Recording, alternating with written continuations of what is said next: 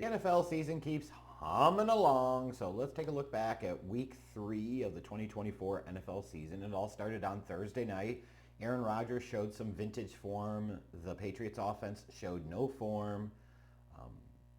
Why you're just not starting Drake May just defies logic to me. Whoopee, you won a game. Guess what? Your offense still stinks. You're wasting valuable reps for your rookie quarterback. That's all I'm saying. Jets win easily 24-3 in prime time, and it was a rough game to watch, believe that. As you switch over to the Sunday action, Malik Nabers announced his NFL arrival with 2 touchdowns. The Giants defense slowed down the Browns offense to win 21-15, and yay, Malik Nabers showing he could do something. Malik Willis had his revenge on the Titans and spearheaded the Packers' victory. They overcome Tennessee quite easily, 30-14, and now the Titans sit at 0-3.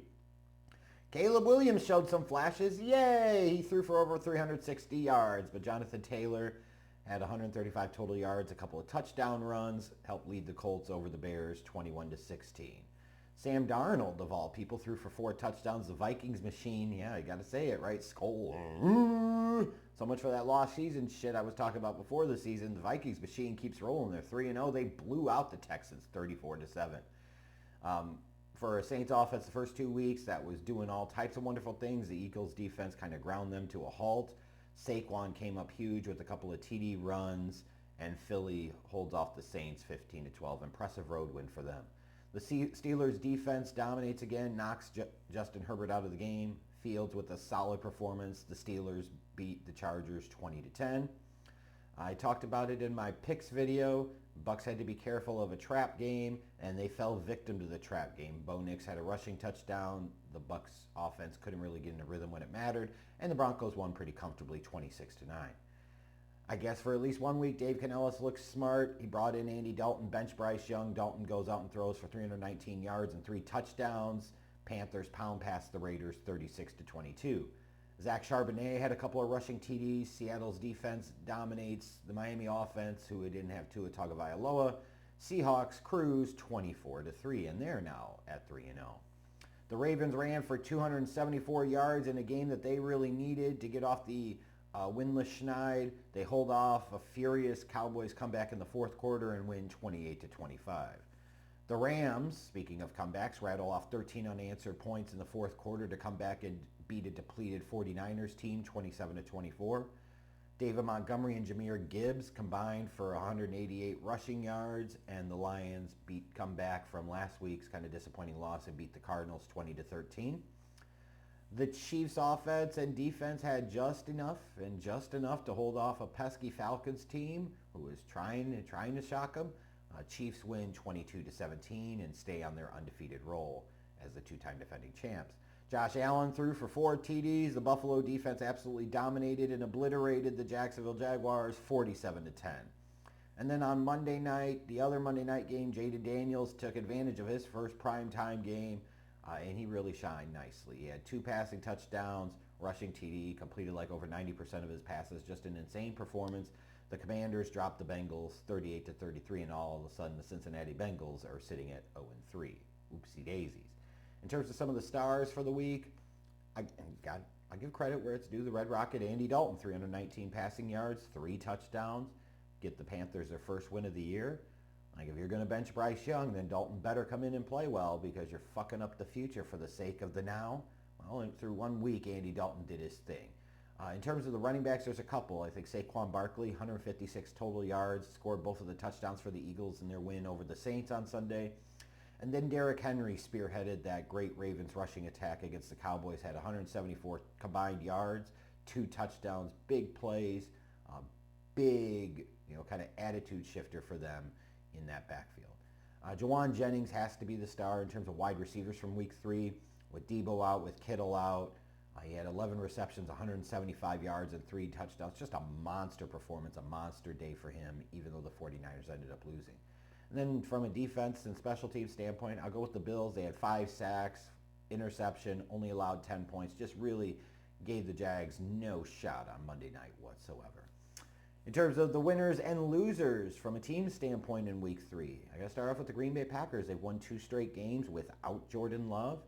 If you'd have told somebody before the season that they'd be 2-1 after 3 games, they'd be like, "Oh, that's okay. I'd rather be 3-0, but 2-1's okay." But if you said, "Hey, you're going to win 2 games without Jordan Love due to his knee injury," you'd say, "Okay, I will take that all day."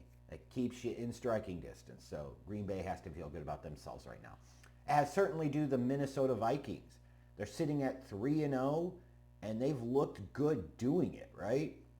They really haven't been threatened that much. They beat the Giants very easily in week 1. Then the last 2 weeks, they've beaten the 49ers. They've beaten the Texans. These are teams that are expected to be contenders, talking about the 49ers and Texans, obviously. They're expected to be contenders, legit contenders. And the Vikings have taken on all comers and downed them handily.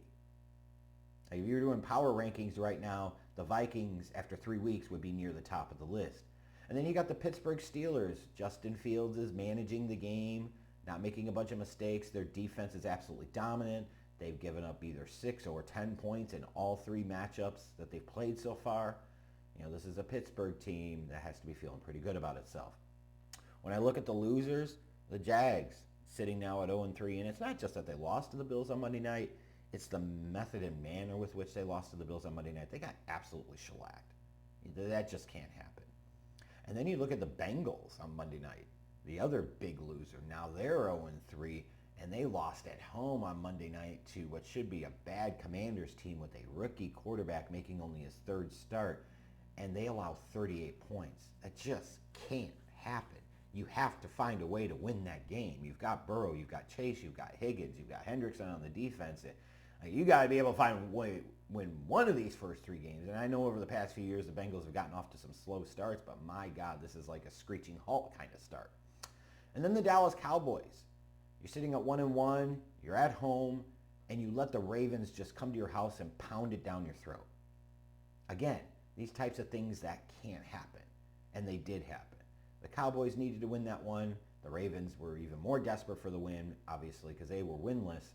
But it was a bad performance by the Cowboys, no doubt about it. Now, wrapping everything up from week 3, the 2-minute drill, I kind of look at the quarterback position, which is easy to do, but looking at some of these quarterbacks that are taking advantage of second opportunities.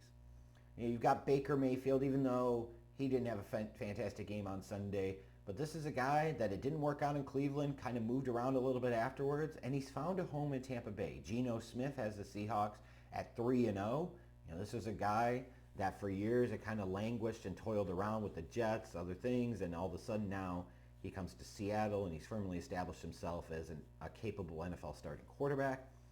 And then you look at guys like Malik Willis. The Titans, of all things, were so ready to move on from him, they didn't even really give him a full opportunity, and now he goes out and he leads the Packers to 2 straight wins. Justin Fields, it wasn't going to work out in Chicago. He goes to Pittsburgh. And he's not balling out or setting the world on fire, but what he is doing is managing the game and making just enough plays to allow the Steelers to win and giving himself an opportunity to where, whether it's the Steelers or somebody else, he's going to have an opportunity, if this keeps up, to be a starting quarterback and be a somewhat well-paid starting quarterback in 2025. Same with Sam Darnold in Minnesota, where you're talking about this was a season was going to be about the J.J. McCarthy development, and all of a sudden Sam Darnold comes in and he's playing really well, and the Vikings are 3-0, and they look legit. And I think what's interesting about this is it could point to a couple of things. One is that teams are too quick to give up on their young quarterbacks. When it doesn't go well initially, they're ready to just cut tail.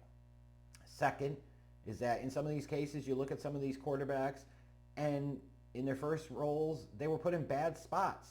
Willis with the Titans, Fields with the Bears, Darnold and Geno with the Jets. Darnold, you could say, with the Panthers too. Baker with the Browns for the most part, right? So it does speak to how important the situation is and the help and the support that these young quarterbacks have. But I also think this is a really good example of things don't always go the way you might want them to initially, but that doesn't mean it has to be the end of you. And there are opportunities out there, and it's about what you do and how you come back from some adversity. And I'm proud of all of these guys for sitting there and taking advantage of the opportunities that they've gotten, that they've earned, and they're making the most out of it. Like Malik Willis, he might get an opportunity to start someday somewhere. Like I said, Fields is helping himself in terms of being a long-term starter somewhere, as is Sam Darnold. Geno and Baker have already established they're going to be long-term starters where they're at. So Probably a bunch of good lessons we can learn from some of these guys that we've seen early on in the season. The importance of the system and situation and support that they play under when they're young quarterbacks. Teams being careful not to give up on guys too quickly. And then just the importance of being resilient and being able to overcome some early adversity and being able to adjust to things not going your way initially, because just because you fail once doesn't mean you always have to be a failure.